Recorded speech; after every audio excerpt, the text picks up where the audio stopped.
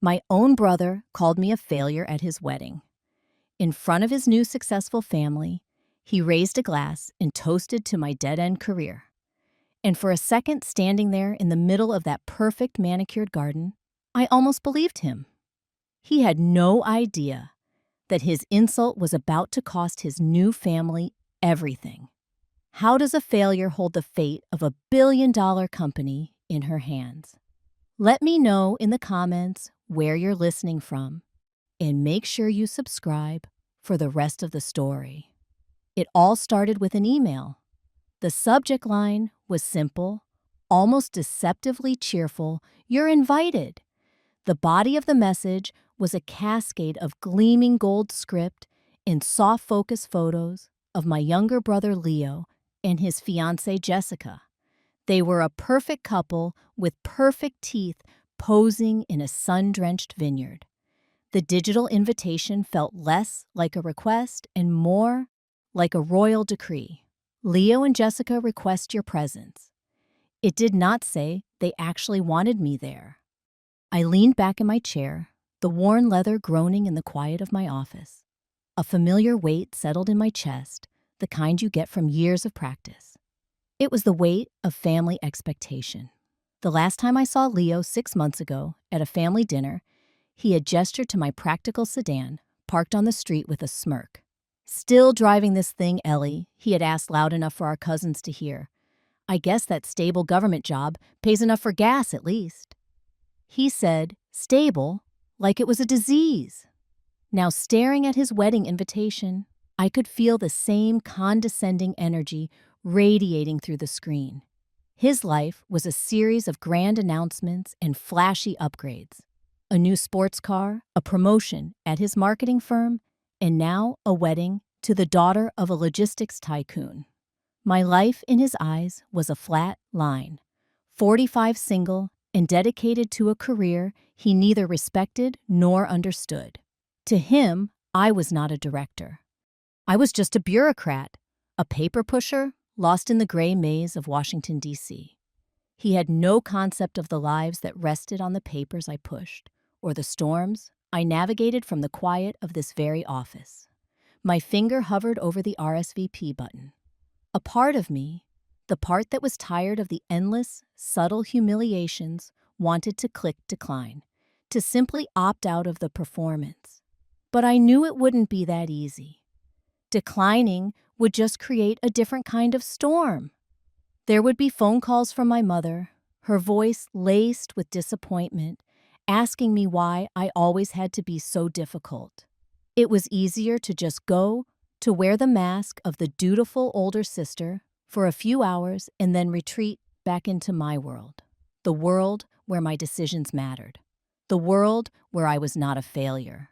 I took a deep breath, the air tasting of stale coffee and the low hum of secure servers. I clicked accept. The calendar reminder popped up a digital countdown to my own public trial. 2 days later, my phone buzzed with a familiar name, Mom. I knew what this was about before I even answered. Her calls, ahead of family events, were as predictable as the tides. I let it ring twice more before finally swiping to answer, putting on my calmest, most neutral voice. "Hi, Mom. Eleanor, honey. I'm so glad I caught you." Her voice was bright, a little too bright, a clear sign that she was about to make a careful, diplomatic request that was actually a demand. "I was just talking to Leo. He's so excited for the wedding. Everything is coming together beautifully." I made a non-committal sound, waiting for the other shoe to drop. "It's just, you know his new in-laws, the Davies. They're wonderful people, very successful." Her voice lowered slightly, as if sharing a state secret. "Their company, Halcyon Logistics, is one of the biggest on the East Coast. This wedding is a very important event for Leo for his future." I knew exactly what she was doing. She was painting a picture, establishing the stakes. My brother was marrying up, and it was my duty as the family's resident black sheep not to mess it up for him. "I'm aware of that, Mom." "Good, honey. It's just..." I was hoping you'd put some thought into your outfit. Something nice. You know what I mean. Not one of your work suits." Her tone was gentle, but the implication was as sharp as a needle. She was picturing me showing up in my usual professional attire, a walking symbol of the drab, 9-to-5 world she imagined I inhabited, a stark contrast to the glittering world Leo was about to enter. Her words, meant to be helpful, felt like tiny paper cuts. Each one a reminder that in her eyes, and by extension, the family's eye, was something to be managed. An unpredictable element that needed to be polished and presented correctly lest I tarnish the family name. The irony was suffocating. She worried about the dress I would wear, while I spent my days worrying about hurricane trajectories and emergency supply chains for entire states. "Of course, Mom. I'll make sure to look presentable," I said, the words tasting like ash in my mouth. "Wonderful! It's going to be a beautiful day. I'm so proud of your brother." The call ended, and I stared at the blank screen of my phone. The conversation left a familiar bitter aftertaste. It wasn't just about a dress. It was about my entire life being measured against Leo's and found wanting. He was the son who soared, the one who brought home success and status. I was the daughter who was just there, stable, responsible. And in their world, those words were just polite synonyms for boring. The pressure was on, not just to attend a wedding, but to play a part in a play I never auditioned for, the slightly tragic, unmarried older sister who faded politely into the background. And the worst part is I knew I would play it perfectly. The drive to the resort was a journey into another world. The farther I got from the city, the more the landscape transformed. The concrete and steel of my everyday reality gave way to rolling hills and perfectly manicured hedges that must have cost a fortune to maintain. I turned my practical sedan, the same one Leo had mocked, down a long driveway lined with ancient oak trees. The resort itself was a sprawling estate of white stone and dark wood overlooking a pristine lake.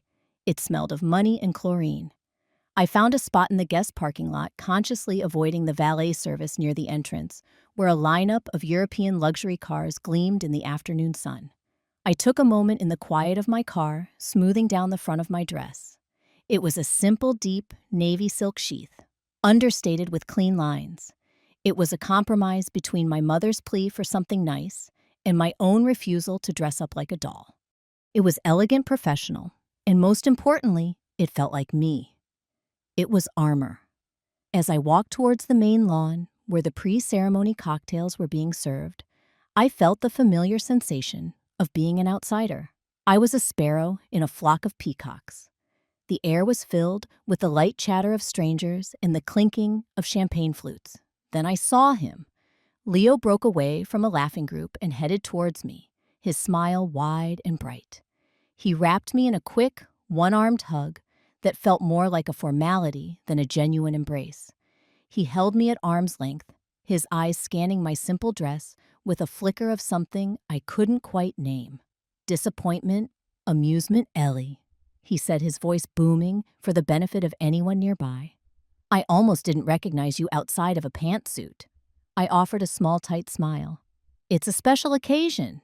"It certainly is," he said, already looking past me towards a more important-looking guest. Then he turned back, his smile becoming a little more condescending. "Wow, look who it is. Decided to escape the dusty archives for a day. I almost thought you lived in that office of yours." The jab landed precise and practiced. He said it with a laugh, framing it as a brotherly tease, but we both knew what it was. It was a public reminder of his narrative for me, boring, work-obsessed, and completely out of place in his shiny new world. The old familiar sting pricked at me, but I didn't let it show. Years of navigating hostile boardrooms and political maneuvering had taught me to control my expression. A practiced calm settled over my features. I built the wall brick by invisible brick. "I'm here, aren't I?" I replied, my voice even. He clapped me on the shoulder, a gesture that felt dismissive, before turning his attention to someone else, leaving me standing alone in a sea of pastel. I felt a profound sense of dislocation, as if I were watching the entire scene from a great distance. I was here, but I wasn't really a part of it at all. I was just a spectator at my own public demotion. I left Leo to his adoring audience and drifted towards the edge of the lawn, finding a small, unoccupied stone bench near a bubbling fountain. The sound of the water was a welcome buffer against the forced cheerfulness of the party. I just needed a moment to reset my armor, to let the sting of my brother's welcome fade into the background. It was from this quiet vantage point that the next assault came, not as a direct confrontation, but as a series of whispers carried on the breeze. Two of my aunts, Carol and Marie, had settled into a pair of wicker chairs nearby their backs, mostly to me. They thought they were having a private conversation. A woman's voice drifted over one I recognized as Aunt Carol's. Such a shame she was saying, her voice thick, with the syrupy, false sympathy she was famous for. Still single at her age. A pretty girl, but she always buried herself in her work. Aunt Marie made a sound of agreement. Then a man's voice, probably Uncle Robert, added his 2 cents. Well, that government job is stable. I'll give her that. But there's no real ambition, is there? No future in it. It's a safe life, I suppose. He said the word safe like it was an insult, a synonym for a life half-lived. The words were not meant for my ears, but they found their mark with perfect accuracy. They were tiny poison darts, and each one struck a nerve. I sat perfectly still on the stone bench, focusing on the rhythmic splash of the fountain, my back straight, my hands folded calmly in my lap. I did not turn. I did not react. To do so would be to admit that I had heard them, to admit that their casual pitying judgment had the power to hurt me. But it did hurt. It was the confirmation of a long-held suspicion. This was how they all saw me. Not as Eleanor, a person, but as a collection of perceived shortcomings. The unmarried sister. The one with the boring, dead-end job.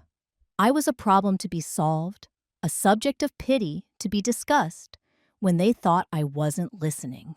The feeling of isolation intensified sharp and cold.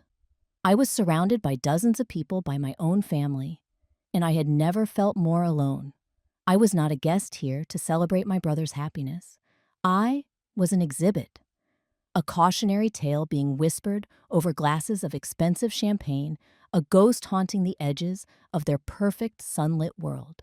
The ceremony was a blur of white lace and heartfelt vows that felt oddly distant. I clapped at the right moments and smiled when everyone else did a perfectly performing automaton of familial support. It was at the reception, as dusk began to settle and fairy lights twinkled to life in the trees, that the final decisive blow was struck. The best man had just finished his speech full of generic jokes and well wishes. Then Leo, my brother, stood up, tapping his champagne flute for attention. He looked radiant, flushed with happiness and the adoration of the crowd. He thanked everyone for coming, his voice full of emotion. He spoke lovingly of his new wife, Jessica, and then turned his attention to his new, impressive in-laws. He praised their success, their ambition, their incredible business, halcyon logistics. The room was captivated.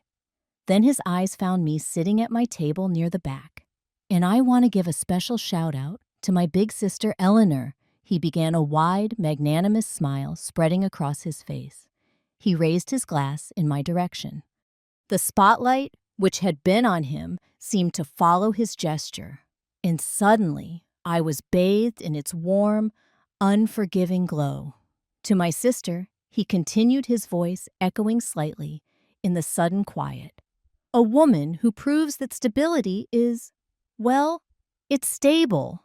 He paused for the laugh, and a few nervous chuckles rippled through the crowd. He wasn't done.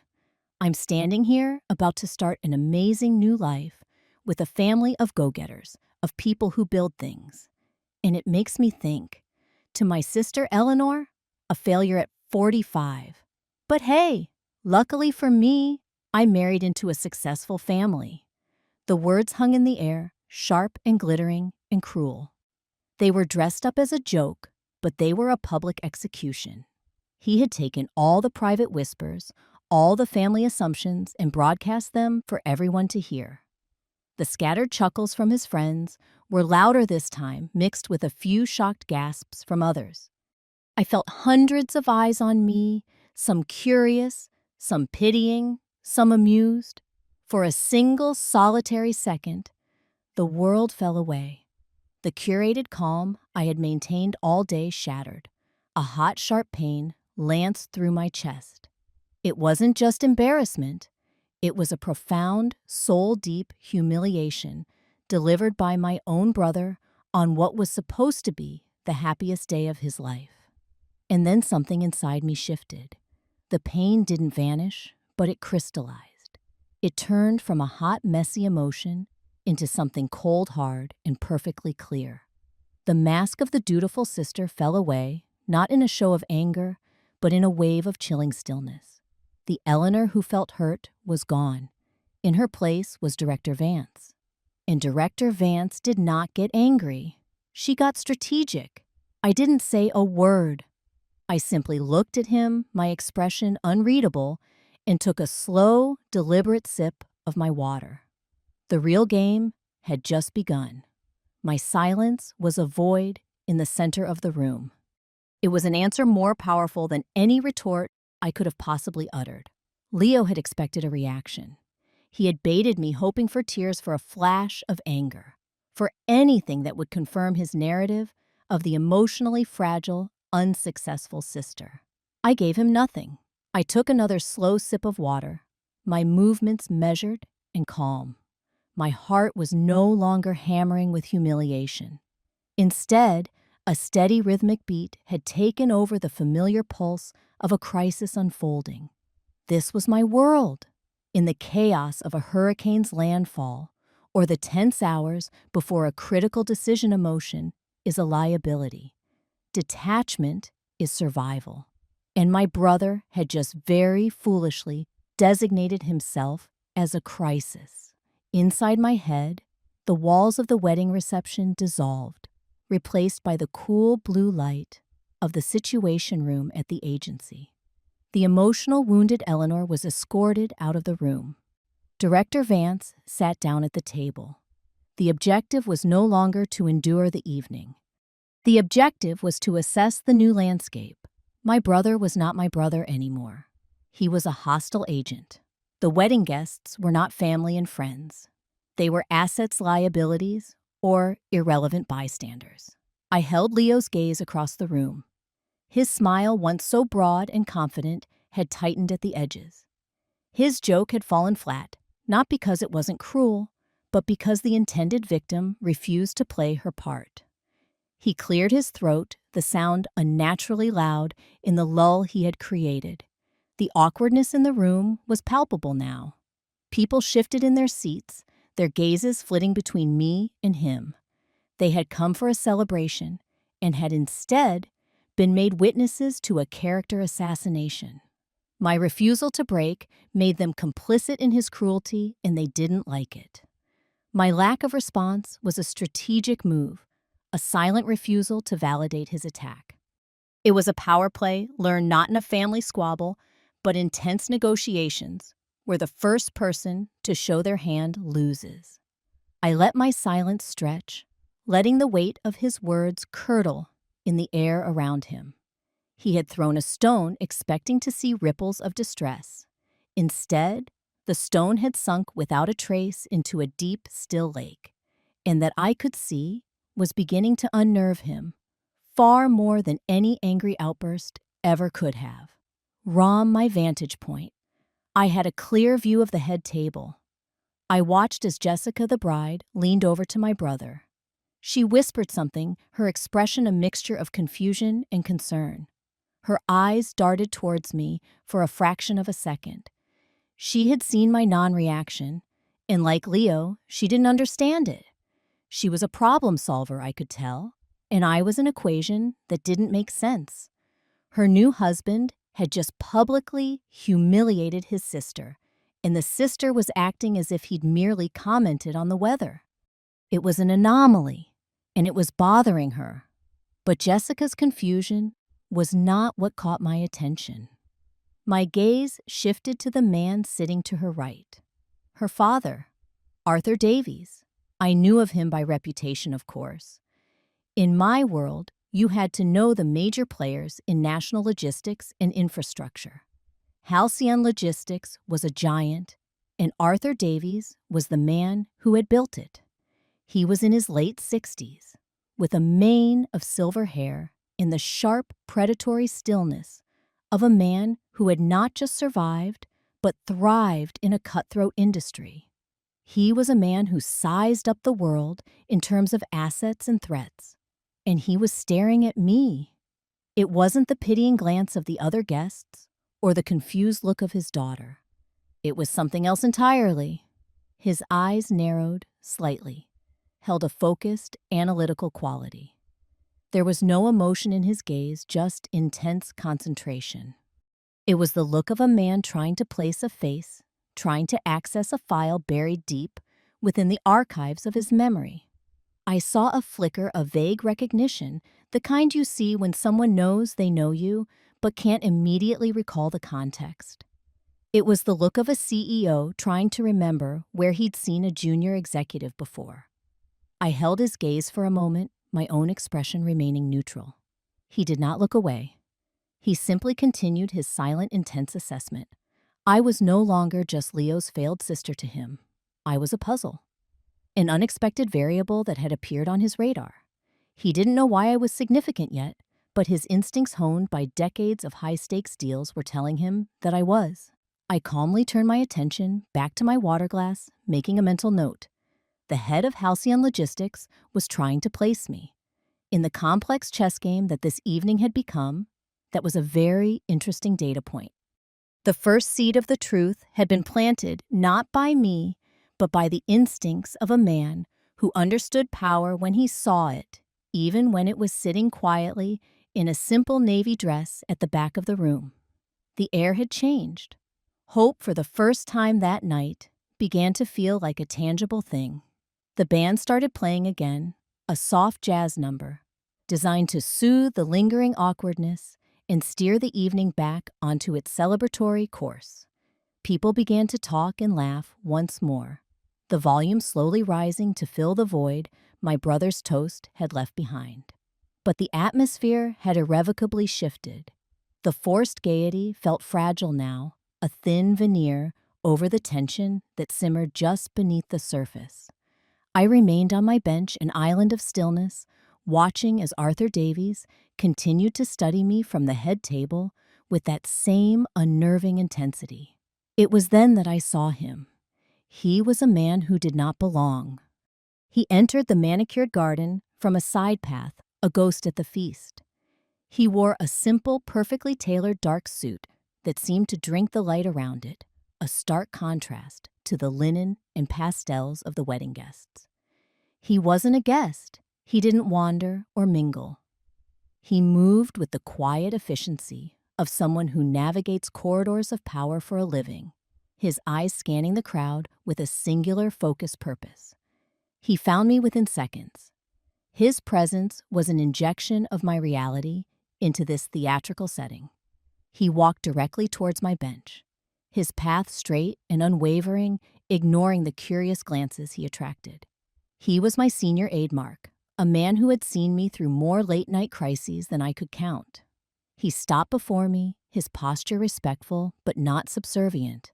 He leaned down slightly, his voice low, and for my ears only, the professional cadence of his words, a stark contrast to the family drama that had just unfolded. "Director," he said, and the title spoken so plainly, in this place felt like a thunderclap. "My apologies for the intrusion. We have a priority update on the Category 4. The trajectory has shifted slightly east. It's accelerating. The secure line is ready at your discretion." He held out a small, encrypted satellite phone, a device that looked alien amongst the champagne flutes, in floral centerpieces. I felt a switch flip in my mind. The petty insults, the family politics, all of it evaporated, replaced by the cold, clear urgency of the situation. This was real. This was what mattered. I gave a single decisive nod, my focus absolute. "Thank you, Mark. I'll be there in a moment." He nodded back, placed the device discreetly on the bench beside me, and turned, melting back into the shadows as quietly as he had arrived. The entire interaction took no more than 15 seconds. To most, it was a brief, unremarkable interruption, but I knew it was a seismic event. And from the corner of my eye, I could see that Arthur Davies, the man who understood power, had not missed a single second of it. His puzzle had just been given its most important piece. The satellite phone on the bench beside me was a small, dense object, a black hole of reality in this world of make-believe. Mark's words echoed in my mind. Category 4, accelerating, trajectory shift. This was the language I understood the world, where I held authority, where my name meant something more than the failed sister. The weight of the phone in my hand was the weight of responsibility, and it felt infinitely more real and grounding than the empty spectacle of the wedding around me. I glanced up towards the head table. My brief, quiet conversation had not gone unnoticed. In fact, it had acted like a silent alarm. Arthur Davies was no longer just looking at me. His entire posture had changed. He was leaning forward slightly, his silver brows furrowed in intense, almost frantic concentration. His eyes were not on me anymore, but on the sleek black device in my hand.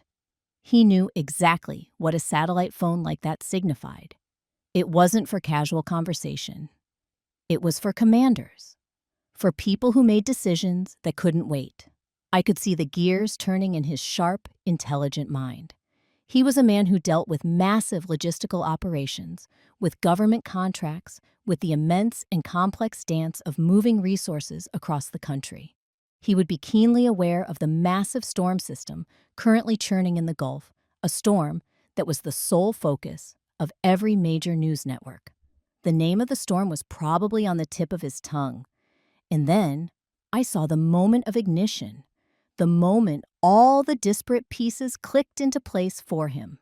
His eyes widened just for a fraction of a second, but it was unmistakable. It was the jolt of a man connecting a name to a face in the most unexpected and high-stakes context imaginable. The name of my brother's unremarkable sister, Vance. The title my aide had used, director. The current national crisis, the Category 4 hurricane. And finally, the most critical piece of all, a piece I knew he was intimately familiar with, the recent multi-billion-dollar emergency logistics contract that Halcyon Logistics had just spent months fighting to secure. The contract to move all the aid and supplies for this very storm. His face, usually a mask of command and control, went pale. The blood seemed to drain from it, leaving behind a waxy, shocked pallor. He wasn't just connecting dots. He was staring at the single person who had the authority to sign, to modify, or to summarily cancel the largest, most important contract his company had won in a decade.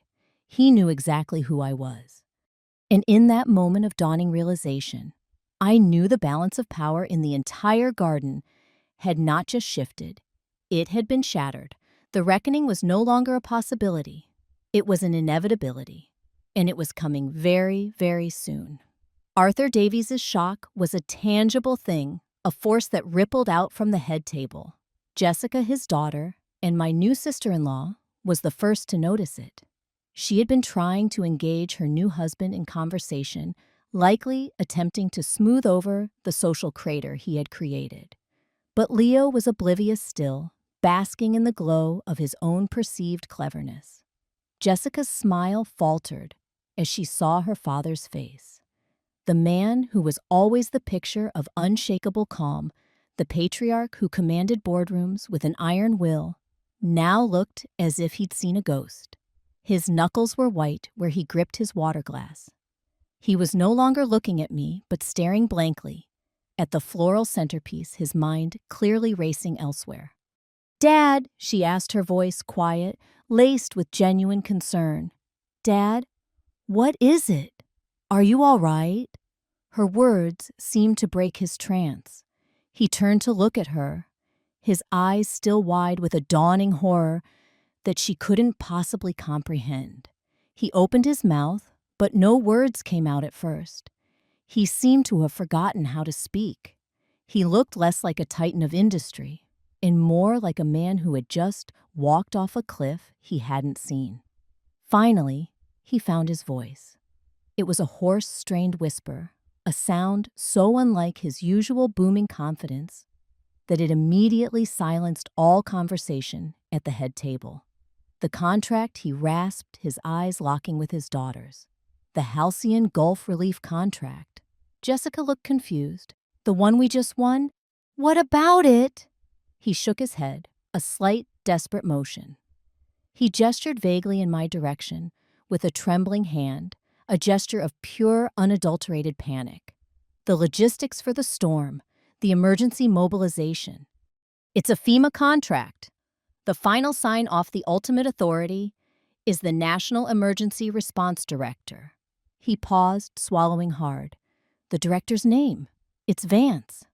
Jessica still didn't make the connection. She just stared at her father, her brow furrowed with worry. But Leo, sitting beside her, finally heard his own last name in a context he didn't control. He turned a flicker of annoyance on his face. What about Vance Arthur Davies?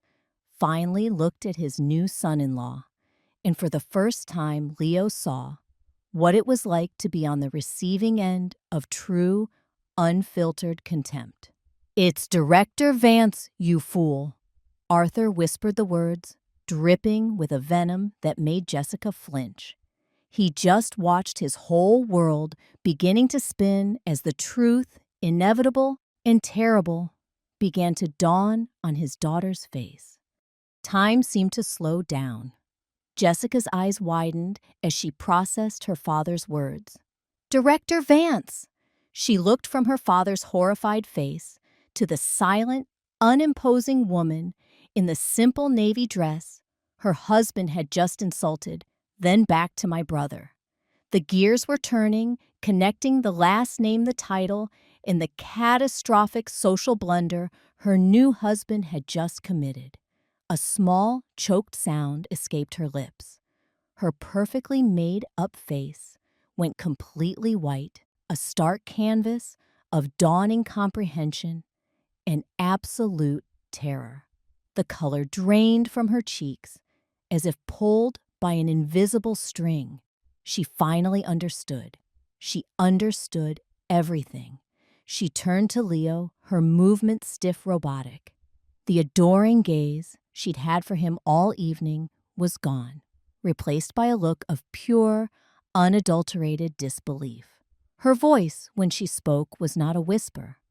It was a sharp, piercing hiss of sound, loud enough for the entire head table and the tables nearest to them to hear with perfect, horrifying clarity. Leo, my brother, still confused by the sudden shift in atmosphere, looked at her. "What? What is it?" She grabbed his arm, her manicured nails digging into the sleeve of his expensive tuxedo.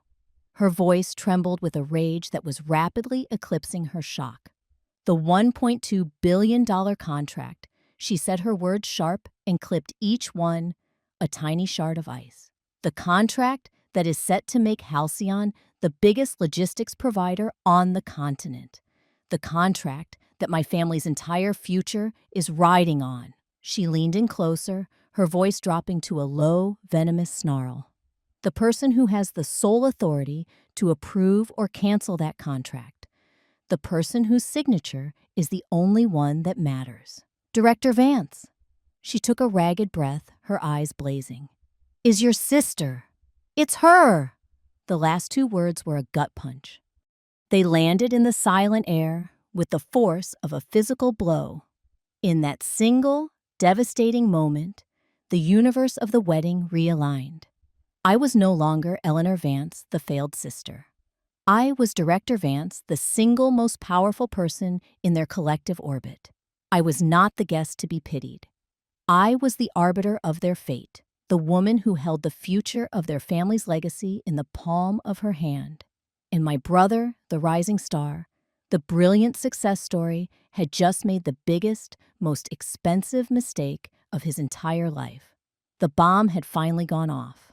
The aftermath of Jessica's words was not chaos, it was a vacuum. Sound itself seemed to have been sucked out of the immediate vicinity of the head table. For my brother Leo, it was as if the world had tilted on its axis. The triumphant celebratory narrative he had built for himself, with him as the star, had just imploded, leaving nothing but the cold, hard vacuum of reality. I watched him. I watched him with the detached focus of an analyst observing a critical failure. The smug, confident smile, the one he had worn all evening, like a crown, didn't just fade. It froze. It became a grotesque, brittle mask of shock. Lips parted slightly, the color draining from his face until his skin was the color of old parchment. His eyes, which had been so full of mockery just moments before, were now wide blank pools of incomprehension. He looked like a man who had been struck by lightning from a clear blue sky. He turned his head slowly, a mechanical jerky movement, from his terrified wife to his horrified father-in-law, and then finally across the expanse of the perfectly manicured lawn to me. His eyes were no longer looking at his sister. They were looking at a foreign power, a hostile entity he had just unwittingly declared war on. The condescension was gone. The pity was gone. All that remained was a dawning, sickening terror. He tried to speak. His mouth opened and closed, but no sound came out. He was a fish pulled from the water, gasping in an element he could no longer breathe. The foundations of his world, built on charm, on surface-level success, on the assumption of his own superiority, were crumbling to dust beneath his feet. He had spent his entire life looking down on me from what he believed was a great height, never once imagining that I was the one standing on solid ground, and he was the one perched precariously on a ledge of his own making. In that moment, he wasn't my brother. He wasn't the golden child. He was just what he had always accused me of being, a failure. But his was a failure of character, a failure of judgment so profound, so catastrophic, that it threatened to bring down not just himself, but the entire empire he had just married into. He had slandered his sister, and in doing so had potentially sabotaged the future of his new family. The silence from our table was my verdict, and the look on his face told me he had finally truly heard it. The silence that had started at the head table began to spread, a ripple of shock moving outwards through the crowd. The guests at the nearby tables, who had heard Jessica's hissed revelation with perfect clarity, were frozen in place. Forks hovered midway to mouths. Conversations died in mid-sentence. Their faces were a gallery of astonishment. The news traveled not in a loud wave, but in a cascade of urgent hushed whispers. What happened? What did she say? The information jumped from table to table, a contagion of truth. Director Vance, the FEMA contract, his sister. The whispers were accompanied by slowly turning heads, by wide disbelieving eyes, all turning away from the spectacle of the bride and groom and focusing with a newfound and profound respect on me. I was no longer the sad spinster sister in the corner. I was the epicenter there. The pitying looks I had received earlier were gone. The condescending smiles from my own relatives had been wiped clean from their faces, replaced by slack-jawed awe. My aunts Carol and Marie, who had been clucking their tongues about my lack of ambition just an hour before now, looked as if they might faint. Uncle Robert, who had declared my life had no future, was staring at me as if he'd never truly seen me before. And in a way he hadn't. None of them had. The power in the room had not just shifted, it had inverted with the force of a tectonic plate. Before, the power belonged to the wealth and status of the Davies family, a power my brother had eagerly claimed by association. Now the power was a quiet, immense authority that resided in me alone. It wasn't the flashy power of money. It was the sober, unshakable power of the state of immense responsibility of life and death decisions. And in its presence, the wedding, with all its opulent trappings, suddenly seemed small, frivolous. The laughter had died. The music seemed to have faded into an insignificant background hum. The entire carefully constructed fantasy of the perfect wedding had been punctured by one brutal fact. The most important person in the room was the one they had all dismissed. And now the entire room was silent, holding its breath, waiting to see what I would do next. It was a silence born of respect, of fear, and of the stunning, absolute reversal of fortunes. With the entire reception hall held captive in a state of suspended animation, I raised the satellite phone to my ear. The secure line connected instantly, the silence of the garden replaced by the calm, professional voice of a senior meteorologist hundreds of miles away. I listened intently, my focus absolute. The conversation was brief, a series of concise questions and data-driven answers about wind speed, storm surge projections, and evacuation timelines. The world of the wedding, the drama, the personal insults, all of it ceased to exist. I was back in my element. After no more than a minute, the call was over. I lowered the phone and stood up, my movements deliberate and unhurried. The eyes of every single guest followed me. I tucked the phone into my small clutch purse, my composure a stark contrast to the emotional wreckage at the head table. My gaze first went to Arthur Davies. He was still pale, but the shock on his face had been replaced by the grim understanding of a fellow commander. He knew protocol, he knew crisis management. He recognized a professional at work. I gave him a single, slight nod. It was not a gesture of forgiveness or reassurance. It was a communication between equals, a silent acknowledgement that we would at some point have business to discuss. He seemed to straighten up slightly, returning the nod with a look of profound, almost desperate respect. Then I let my eyes drift over the rest of my family. I saw the stunned faces of my aunts and uncles, the open-mouthed shock of my cousins. I saw my mother, her face a complicated mask of confusion, in a dawning, horrifying realization that she had misjudged her own daughter so completely for so long. Finally, I looked at Leo. He was still frozen, a statue of his own failure. He looked broken. A small, petty part of me might have felt a flicker of satisfaction at his devastation. But the larger part, the part that was Director Vance, felt nothing at all. He had become irrelevant, a piece of background noise in a much more important symphony. His opinion of me, which had once held the power to wound, now carried no weight whatsoever. It was like being insulted by a child. I did not offer him a single word.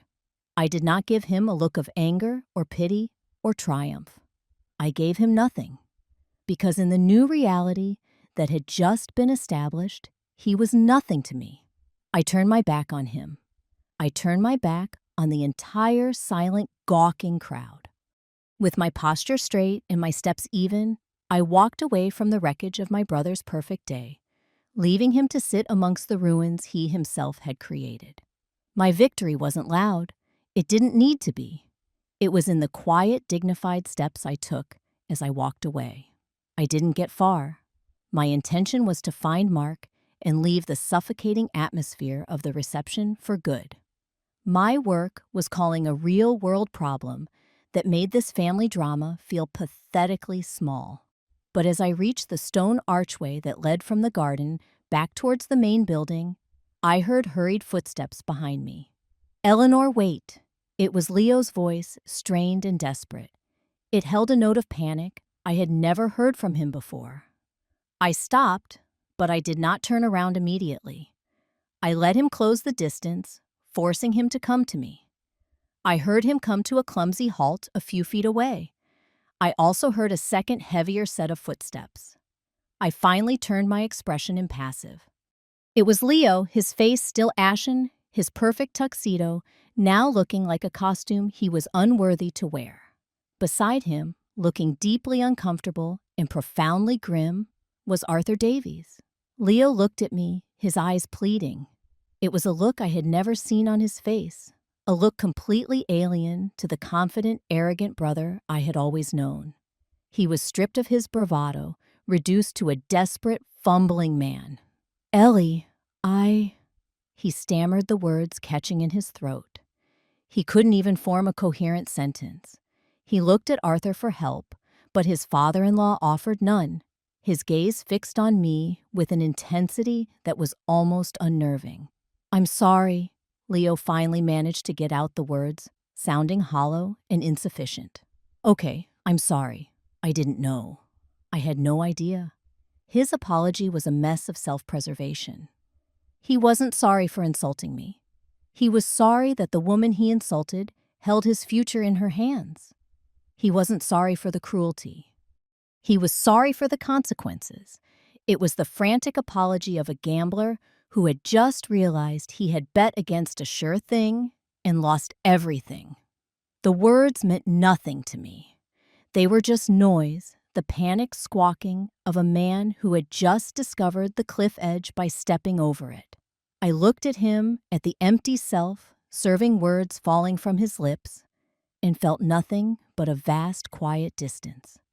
The apology had come far, far too late. Not just hours too late, but years too late. I let Leo's empty words hang in the air for a moment, letting the full weight of their inadequacy settle over him. Then I finally looked him directly in the eye. My voice, when I spoke, was not angry. It was not triumphant. It was the calm, factual voice of a director issuing a final report.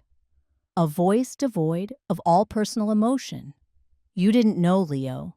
You're right. You didn't. You have never, in 45 years, taken a single moment to actually know anything about me. You saw what you wanted to see. A convenient failure to make your own successes seem brighter." I paused, letting the truth of that statement sink in. My life's work, the life you just mocked in front of 100 people, is about dealing with consequences. I deal with the consequences of hurricanes, of floods of failures in infrastructure. Today, you created a consequence all on your own. This mess, this humiliation, this crushing weight of your own stupidity. This is your storm, Leo. The burden is yours to carry, not mine. My gaze then shifted, leaving him to drown in his own mess, and settled on Arthur Davies. The man stood silently, his expression grim, accepting my judgment of his new son-in-law. He was a businessman, and he knew when a negotiation was over. "Mr. Davies," I said, my tone shifting to one of professional courtesy. "My decisions regarding the Halcyon contract will be based on one thing and one thing only: merit. They will be based on your company's ability to perform under pressure and deliver critical aid to American citizens. My personal feelings or my brother's spectacular lack of judgment will not be a factor. Your company's performance will be the only thing that matters, as it always should have been." I held his gaze, letting him understand the unspoken message. He was not going to get any special favors, but he was also not going to be punished for his son-in-law's foolishness, provided his company was as good as its reputation. He was being offered a level playing field, a professional chance, which was more than he could have hoped for a few minutes ago. He gave a single sharp nod of understanding. He had his answer. And with that, I was done. I had faced them. I had delivered my verdict. The toxic emotional tether that had bound me to my family's judgment for decades had finally been severed. I turned away from both of them, from the wreckage of the wedding, and walked towards the waiting car. I didn't look back. There was nothing left to see. I was finally completely free. 3 months later, the scent of expensive flowers and petty humiliations was a distant, faded memory. The world I inhabited now was one of cool blue light and the low, steady hum of technology. I stood at the head of a massive conference table in the center of the National Response Coordination Center. Before me, a wall of screens displayed a dizzying array of satellite imagery, weather patterns, and logistical data. This was my real office, my real home. The room was filled with the most brilliant minds in crisis management, and they were all looking at me. To my right sat a 3-star Army general, his uniform crisp, his posture radiating authority, yet his focus was entirely on me, waiting for my command. To my left was the lead scientist from NOAA, a man with 3 PhDs who could predict the behavior of a storm down to the city block. Scattered around the table were logistics experts, infrastructure engineers, and senior state officials. And in this room, there was no question about who had the final say. I was the highest authority. My question cut through the low hum of the room. What's the ground saturation level in Orleans Parish? I need real-time projections for the next 12 hours. The NOAA scientist immediately pointed to a rapidly changing topographical map on one of the screens, providing the data I needed. The general chimed in, outlining the deployment of engineering corps assets based on that very data. This was a symphony of competence, and I was its conductor. In the middle of the briefing, I had a fleeting thought, a ghost of a memory from that sunlit garden. I remembered the feeling of being judged by my aunts, of being dismissed by my brother. I remembered the desperate need for their approval, a need I hadn't even realized was so deeply ingrained in me until it was publicly denied. I looked around the table in my command center. The respect in this room was not given because of my last name or who I married. It was earned. It was forged in the crucible of late-night emergencies and life or death decisions. The validation I received here wasn't hollow or conditional. It was real. This was a different kind of family, a family forged not by blood, but by crisis and shared purpose. And here I was, not a failure. Here I was essential. A sense of profound, quiet fulfillment settled over me. My value was not something that could be debated over champagne. It was measured in the number of lives saved, in the efficiency of aid, delivered in the calm I could project in the heart of a storm. My brother's words could no longer touch me. You can't be diminished by people who live in a smaller world than you do. I stood there for a long time, watching the complex dance of data on the wall of screens. The satellite loop showed the hurricane, a majestic, swirling vortex of immense power. It was beautiful in its terrible impersonal force. It did not care about opinions or feelings or the petty squabbles of a wedding reception. It simply was. And my job was to anticipate its moves, to counter its power, to protect the vulnerable people in its path. My brother, I realized, was a storm of a different kind. A small human hurricane of insecurity who tried to build himself up by creating chaos and destruction in his wake. He thought success was a loud public performance. He thought value was something you announced, something you displayed for applause. His entire world was a stage, and he desperately needed everyone to watch him and admire his role. But real value, I understood in that moment, with a clarity that was almost blinding, is not a performance. It's a foundation. It's the quiet, unseen work of building something that lasts. Some people spend their lives building pedestals for themselves, hoping the height will make them feel important. Their existence is a constant, desperate plea for attention. Others don't build pedestals. They build shelters. They build bridges. Their work is their legacy. Their value isn't something they have to shout from the rooftops. It's felt in the safety and order they bring to the world. It's measured in the strength of the foundations. They lay foundations that can withstand any storm, personal or professional. Leo had tried to tell me my life was a failure. The truth was, he just couldn't comprehend my success. He was looking for a trophy, and I was showing him a blueprint. He was looking for applause, and I was offering a quiet, steady hand. He had judged my entire existence without ever understanding the language of my world. My worth was never actually up for debate. I had just been sitting in the wrong room, listening to the wrong people for far too long. And that brings us to the end of Eleanor's story. The most powerful lesson here is that your value is not determined by the opinions of people who refuse to see you. True strength isn't about being the loudest person in the room. It's about being the most competent, the most centered. It's about being the person whose quiet work carries more weight than 1,000 empty words.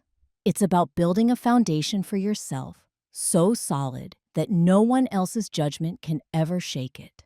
Have you ever been in a situation where you felt your true worth was overlooked by those closest to you? How did you find the strength to build your own legacy anyway? Share your story in the comments below. We read every one.